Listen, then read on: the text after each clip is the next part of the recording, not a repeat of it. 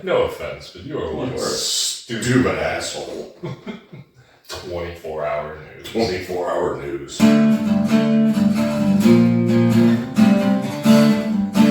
So, today I want to talk about the proof wall, and to that end, I brought out the Old Granddad Bottled and Bond, Yeah. which I tried on a whim after we had the Old Granddad Bottled and Bond 7-year. Yep. After years of only drinking the 114 because it was $25. $25, it's 114 proof. 114 proof. And it's a little young, a little nutty. Yeah, but on a hot day. On a hot day, over ice. If you got a whiskey ball. If you have it, that's better. Yeah. So in the ice world, if you just have ice, that's fine, but ice tends to melt really quickly. So it waters down your drink really fast. Whereas a big chunk of ice melts slower. Big chunk of ice melts slower. So on a hot day, Old Granddad 114, you're sitting outside in Georgetown, Texas. Sweating your sack off. Sweating your sack off, but at least you got a cold glass of whiskey. You're like, is it 115% humidity in this damn town? Yeah, it is, and it's hot, and you got mosquitoes flying around. But at least you got a nice beverage that at 114 proof, as the whiskey ball melts, the proof actually stands up. So you still taste whiskey, right? You still taste bourbon. Now, the Old Granddad 7-year, phenomenal. I bought this on a whim because it's like $23. Yeah, and it's become my new daily. Yeah, I mean it's a bottled and bond, which basically means it's bottled at 100 proof, minimum 4 years old, government bonded warehouse, government bonded, all the rules that go with it. And when you gave me a sip of it, I was like, "Oh shit, that's actually really good." So we're having this today because you wanted to talk about something I had never even thought about, which is something you've been far removed from for many years at this point. Yeah. The proof wall. Mm-hmm. This is a concept that comes up in the liquor drinking world. A lot of our conversations. Too, because I think we remember what it was like to not be able to handle your proof. Sure. I've been getting a good friend of mine into whiskey. He's still intimidated by like something at 100 proof. Sure. First while you cut over to you and me, and like 100 proof, I'm walking through that. Yeah. I don't start my day for less than 100. Yeah, 100 proof is kind of where I get started. Now, I will drink lower proof stuff. And it can be done well. If it's done really well. Like Tin Cup, for example, they're very low proof. Yeah, they're quite good. Hyper low proof, but really good. Elijah Craig Toasted Barrel, even the regular Elijah Craig at 94 proof, really good.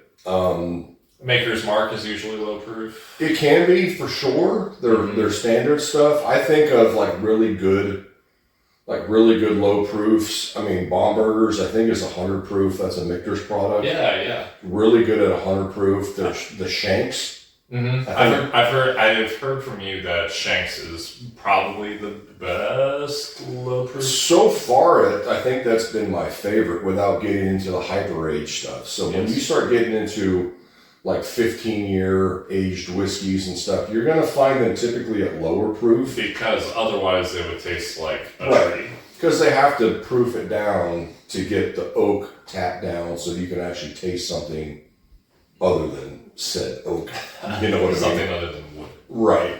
Old Forester 86, that's what I turned this aforementioned friend on to, and he really likes it. But even then, 86 proof is a lot, especially if all you've been doing for the longest time is drinking Jack Daniel's Old No. 7 mixed with cola, and that's where we can start. Right. What is the proof wall? So, in the whiskey world, as far as legal bourbon, it can't be lower than 80 proof. However, a lot of blended whiskey doesn't follow that and can get pretty low. They can do what they want. A lot of flavored whiskeys. A lot of flavored whiskeys I've seen, they sit at like 60 proof. A lot of them do. Now, the one exception is the Knob Creek Maple. Yes. But that sits at 90 proof, mm-hmm. right? And for years, I loved it because to me that was like Sunday morning bourbon. Yeah, but now we had Knob Creek Maple not too long ago. Both you and I were like, it's too sweet. It's too sweet. Yeah, it's too even at 90 proof, it's too sweet. So which makes sense because especially with those flavored whiskeys, as my cousin told me, usually people serve it over ice to water it down and make it colder, and that probably helps with it being too sweet. So or and they end up mixing it. And it helps with proof. Right, you are. So that's why. So I don't know if we've like seriously talked about getting into whiskey, but when I first got into bourbon, so I got into Jack Daniels, Fireball. Yeah, I drank that nonsense for a little bit. Just a little bit, though. Even Maker's Mark. When I first got into it, it was always with ice and with Coca-Cola. Mm-hmm. It's just Jack and Coke, Maker's and Coke, a bunch of ice, a good amount of whiskey, a bunch of soda, and that's just what it's just the soda and the ice is a vessel to transport the alcohol, the 80 proof alcohol into your body. Yes. Because at that point, you're not drinking for flavor, you're not drinking for unique notes. You're drinking to catch a buzz. Drinking to catch a buzz. You had a long day. When I first got into it, I was working sales at a gym. Mm-hmm. So after a 12-hour day, you come home and it's like, I'm going to sit out back. I want to decompress. I get a 32-ounce cup, a shit ton of ice, Jack Daniels, soda, and just decompress, right? And I think that's a lot of people's intro into whiskey. That's a lot of people's introduction into alcohol. Alcohol in general, right? If not doing shots at a bar. Yeah, doing shots and stuff, and then but at the end of the day, you're doing shots, you wind up puking all over yourself, and it's a big mess. Yes. Right, that just happens. That's how it is. I trained you a little differently because Definitely. as you came to age, I was already into it. Yeah, I was past the Jack and Coke phase. Mm-hmm. I was now getting into, you can actually taste different tasting notes, and you can taste different flavors and things like that. I remember you sent me off to university with a bottle of Barton 1792. Yep. The small batch. Small batch, 1792, yeah. Yep. Yeah, and it's just... That was a great start. But, so a lot of people get started either, in college or high school, or you shouldn't drink in high school. Don't drink underage. Yeah, don't drink underage. Unless you're in Europe. Maybe I did, I don't remember, but I do remember. I don't know, maybe I do. Yeah, let's put it this way. If you get into it just in that world... The Georgetown Whiskey Club does not advocate underage drinking. No, you shouldn't drink underage. Okay, Anyway. we got that out of the way. But so most people get into it that way, and then if after time you get past that phase, most people then get into drinking whiskey over ice, right? Because even at 80 proof, if you just... 80 proof, by the by, proof is a very old metric. That translates to 40% alcohol. Yeah. So 40% of what you're drinking in Jack Daniel's No. 7 is alcohol. Yeah. If you are going from like 0 to that, that's a lot. That's a big step. I mean, take it this way. If you get into beer, right, a normal, regular, crappy beer that Like a light beer. Like a light beer would be 4%, 4.5% alcohol. It's like jumping from that to a Imperial Stout, which is a comfortable 12%. Yeah, or a barrel-aged Imperial Stout, yeah. right, where you're like 12, 13, 14%. Now, you may or may not have had an experience where you're drinking barrel-aged Imperial Oh Stouts. shit, I'll just tell you. I drank 4 barrel-aged Imperial Stouts back to back Christmas Eve, and then threw it up, and after that I was fine.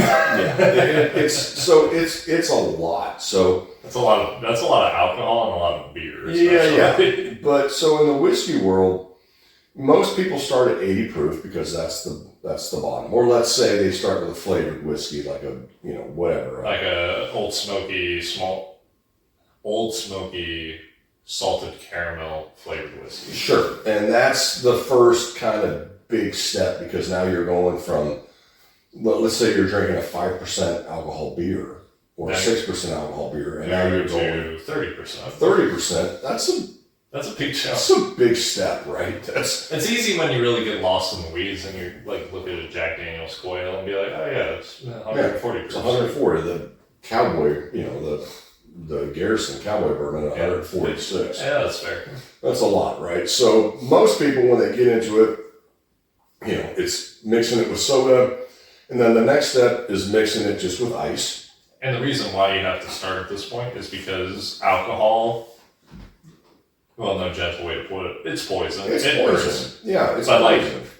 A wise man once told me, though, alcohol is like poison, so your body has a very adverse reaction to initially being introduced to it. Correct. Pause. But then, like all good O'Neills, you power through that shit. You got to power through it, right? So the way I got started was that way in particular. So it was Buffalo Trace over ice. It was Jameson over ice. Mm-hmm. And then eventually the ice becomes less and less and less and less and less until it gets to the point where then you're sipping on an ounce or 2 ounces of Jameson or Buffalo Trace, because those are Jameson's 80 proof, right? And Buffalo Trace is 90 proof. And the reason why you have to do that is because of the proof wall. The proof wall, from my understanding, is when you drink an alcoholic beverage, all you can taste is the alcohol. Usually you'll see this with the ladies. Yeah. Where if you give them 2 Glencairns and one has Old Granddad bottled and bond and the other has I don't know, something ridiculous. Well, say the Jack Daniel's Coy Hill. It's going to smell the same. It smells the same. All they smell is the ethanol. The ethanol, right? Which is the alcohol. Yep. So you start. That's the proof wall. That's the proof wall. And so, like a lot of good things, you have to kind of push through that. So, and that's what I used to tell people at the store, especially newbies, start with the lowest proof stuff. So if somebody came in, and because we had it all the time, I always recommended starting with an Old Forester 86. Mm-hmm.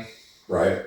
Take your time with it. Old Forester 86, I would argue, is vastly superior to other, entry-level bourbons. Because Old Forester 86 is still quite good. It's just, a little easier on the newbie. Whereas, Jack Daniel's No. 7 or whatever Jim Beam's introductory product is. It's all 80 proof. Or even Buffalo Trace with the benchmark.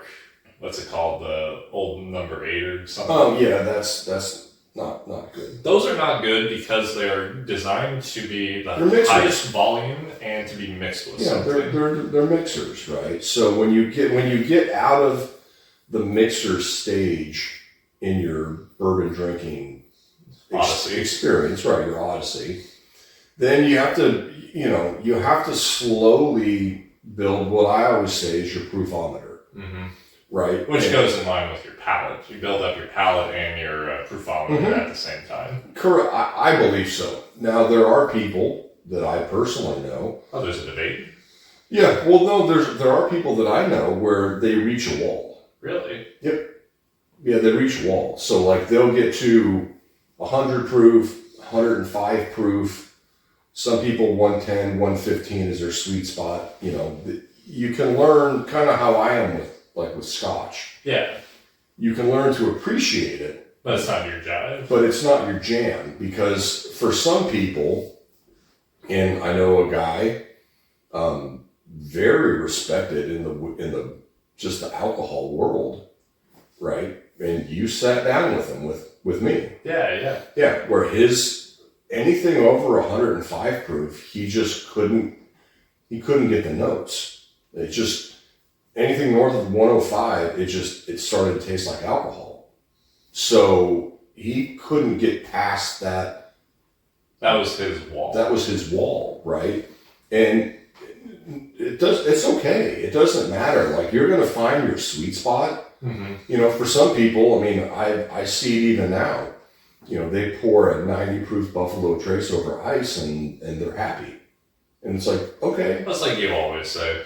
This is why it's not good to be pretentious about anything, but in this case, whiskey. The best whiskey is the whiskey that you like, the way that you like to drink it. Correct. You got to be able to enjoy it. Yeah, that's even the old drunks who come in and insist wrongly that all the alcohol tastes the same as what's a bottom shelfer? Oh God, I don't know, Kentucky Trail, Kentucky Gentleman. That was one of them. Yeah, insisting that all whiskey tastes like Kentucky Gentleman is wrong, but shoot, if that makes you happy, fair enough. Man. And to be fair, and I just had this conversation with the lady at our local liquor store. At our local liquor store, I'm like, I almost wish, sometimes, not all the time, but sometimes I almost wish that I was starting over. Oh, sure. Because things were so much easier. Definitely. Right? Because you're not hunting for bottles, you're not looking for proof, you're not looking for different mash bills, you're not looking for different finishing barrels. It's just, the world is your oyster at that point. And if you're cool with drinking an 80 proof blended whiskey or a 70 proof blended whiskey, then it's no different than my hobby of choice, men's tailoring. I would be a richer man, much like yourself, if I could go to K&G Superstore and get a kick out of the 100% polyester suit. Buddy, I don't even own a fucking suit. I know you don't. Well, I own one, but I never wear it. No, you don't. So it's the same idea. Yeah, it's the exact same you look thing. the way you do. This is me dressed up. I'm in a t-shirt and a pair of shorts. Mm-hmm. Whereas you've got the room, and then you compare yourself to the old drunk who has 6 bottles of Four Freedoms sitting in his hot pantry. Yeah. And so it's all relative, right? And that's the thing. So Indeed. getting back to proof, since that's kind of what we're talking about. You have to want to. The whole thing with proof is it's an acquired thing. Indeed. Just like developing your palate when it comes to drinking whiskey. If you're just drinking to get drunk, okay, cool. You mix it with whatever you want. Mix it with a bunch of ice, and you get hammered. And champ. And if that's where your curiosity ends, then that's okay too. Right? Indeed. But then for people like me and for people like you, we are advocates for developing as complete of an understanding of a pursuit or passion or what have you to the best of your ability as much as you can tolerate. Correct. It's no different for me with the gym. Mm-hmm. Right? It's the same thing. Like, people would see what I do with the gym and be like, "You're fucking crazy. Like, why?" And it's like, you don't understand. It's what I love to do. Right? Because it's interesting. Yeah, it's fun and it's a mental challenge. And that's the thing with whiskey.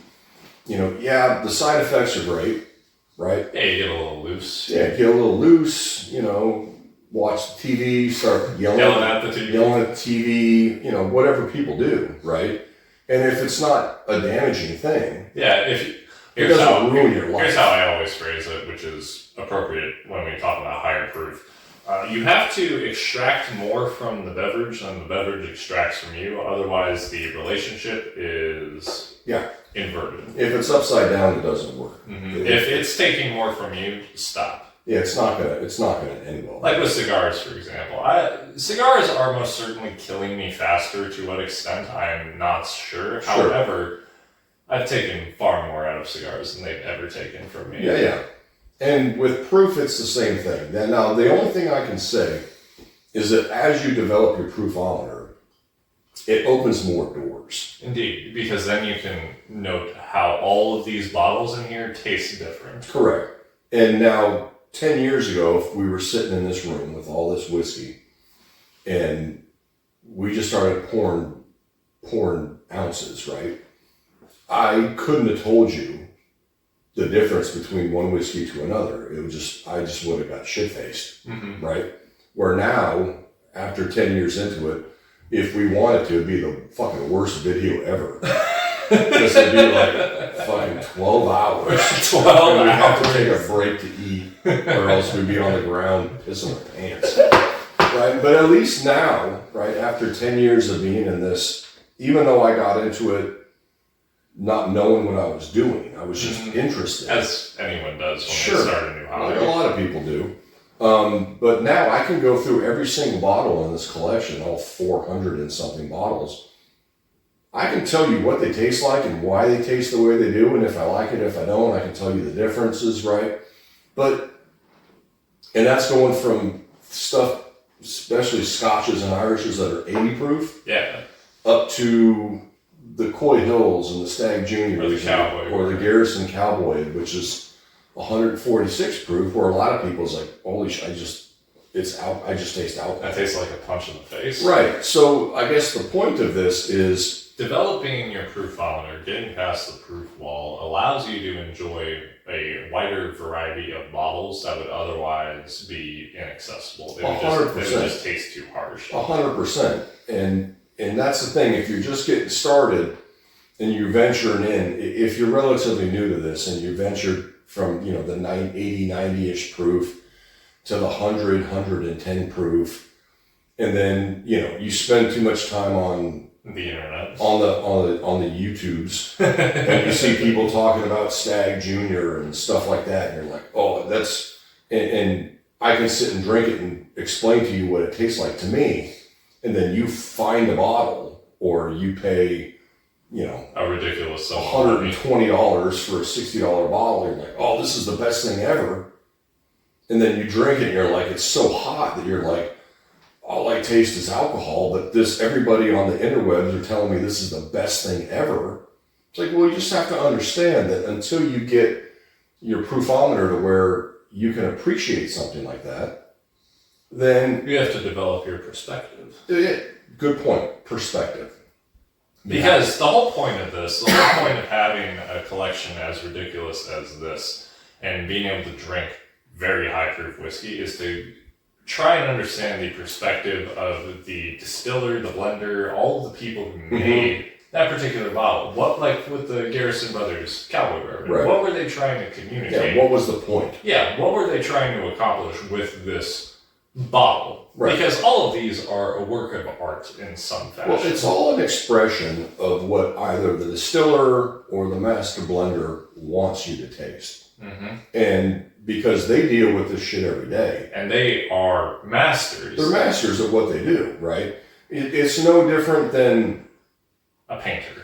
Or a McLaren. A McLaren, very well said. Right? Yeah. You have a Nissan Altima, and you see some jackass in a McLaren, and you're like, oh, I can do 180 miles an hour, and you're like, if you're just looking at it, oh, it's a car that can go fast, right? You don't understand all the work and the effort that went into it. The effort, the artistry. To get that expression. Exactly. The exact form of the creation. Right, and whiskey's no different. So every bottle, every distiller, every blender, they're going for a certain perspective, and it's our job as whiskey nerds, whiskey connoisseurs, or whatever. Depends how pretentious we're feeling. Right. To figure out what am I trying to get out of that? Yeah. How close can you get to the master blender's understanding? Right. And because we don't live it, because we're not professionals, because we are not master blenders, we can only get so close. But we can try. And that's the beauty in this world. That's the fun of the hobby. Yeah, if you have the money, you can buy all the different bottles, and y'all can't see all the stuff over there, but you watch the other videos that we have where we used to shoot over there. Mm-hmm. There's a metric crap ton. I'm pretty sure it's in excess of 400 bottles. But there's a ton, and if you're just buying it, like I always said, like bourbon hunting for a lot of guys is like Pokemon cards for adults. It's Pokemon for adults, right? Because it becomes a whole thing about collecting and getting the next cool bottle. But at the end, if you don't understand it, like, what's the point? Yeah, and there's plenty of people you can watch, or there's plenty of bourbon groups. Not so much people you can watch, because most of them actually drink what they buy. Yes. But there's plenty who collect it for the sake of collecting. Collect it for the sake of collecting. I've seen so many collections on Instagram and Facebook, the groups that I'm in, where they're like, oh, look at my collection. And every bottle's fucking full. Everyone's full. And it's like, and then everybody goes on there and craps all over their post, and they're like, maybe try open a bottle. Like, maybe try drink something. Maybe open one bottle. Because from the perspective of the master distiller, the master blender, or rather the distillery as a whole, they want you to drink it. That's why they made it. They didn't make it so you could just sit on it. Of course, if that's what makes you happy, go for it. Yeah, do your thing. But that's not what the distillery wanted. No, the whole purpose of whiskey is they made something and they thought it was special, especially when you get out of the intro, the 80 proof. do you want to get drunk? Yeah, Here you go. when it just doesn't I'm matter making anymore. it to mix with Coke or Dr. Pepper or whatever and get ripped. Like, okay, cool. But when they get into like what they're really selling, and they want you to open it. They want you to enjoy it responsibly, Of course. But Don't be a jerk. But that's the point. That's why like every bottle in here, It all tastes different. it all tastes different, but they're all open. Mm-hmm. They're Right. all mostly or like half drank. Yeah, because that's the point. Like, enjoy it, and that's sort of what I've always said is like just get into it. If you want to build a collection, drink it a third down, right? Get some perspective in your brain. Write it down if you must. Yeah, I've got a whole legal notepad over there where I just write crap down over things that I've tasted, and yeah. And importantly, share with others to Yeah. the best of your ability. Yeah, if you've got buddies, just don't let them take advantage of you. No, definitely not. Don't let them have the barrel, double barrel. Yeah, don't let them come over and, if they bring a bottle, it's Jack Daniels No. 7. He's like, come on, son. Like, you gotta do better than that. And it's the thought that counts, right? Mm-hmm. But hopefully that explained a little bit about building your proofometer. And remember this, it takes time. Takes a lot of time. You can't, and that's the thing, you can try to rush it, but it will have no effect. right, because when I got started, I'm buying all these bottles and I'm collecting, quote unquote, collecting stuff, which I hate that word, but in this day and age, I think you and I have talked about it, it's adding to your library. Yeah. Right? So, but for the longest time, I couldn't tell the difference between anything. And I just kept buying and buying and buying. And I'm glad I did, because now... And you have a lot of cool bottles. Yeah, now after 10 years, I mean, I just saw something, the Bourbon Junkies did something about the newest Angel's Envy. Yeah. Right? And I think Dan, he went and grabbed a 2016 Angel's Envy because he thought that was the best they ever did. And he made a comment, he's like, yeah, you're not going to be able to go out and find that, right? And I'm like, oh, you're right, yeah. And then I looked and I'm like, oh, I got a 2016 Angel's Envy. Oh, yeah. Because it was offered and I bought it. So you can get lucky buying really cool shit.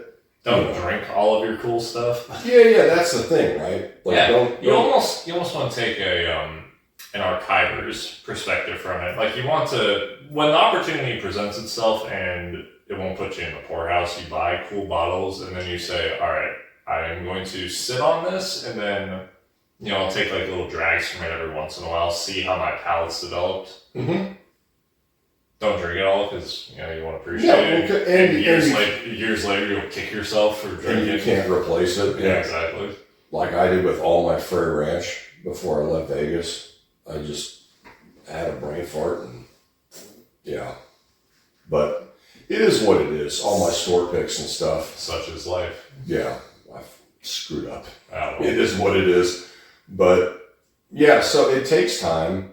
And once again, take your time and build. That's the thing in this day and age, there's so many bottles out there where there's so many different proof levels that if 115 is too much, cool, buy something at 110 proof, buy something at 105 proof, 107. You can find it everywhere. And then put it on the rocks. It'll make it a little more approachable. Yeah, if you need to, or add some water to it and proof it down a little bit until you get to the point where you're like, oh, now I can really start to taste what all the people on YouTube are talking about. Yeah, you start to get the beginnings of that. Yeah.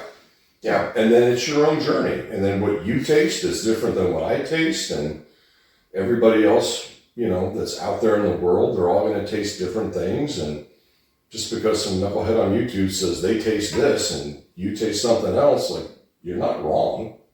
It's all just your experience, and it's all a matter of perspective. Yeah. Like in the Novacer, surf and turf with an ocean view. Yeah, exactly.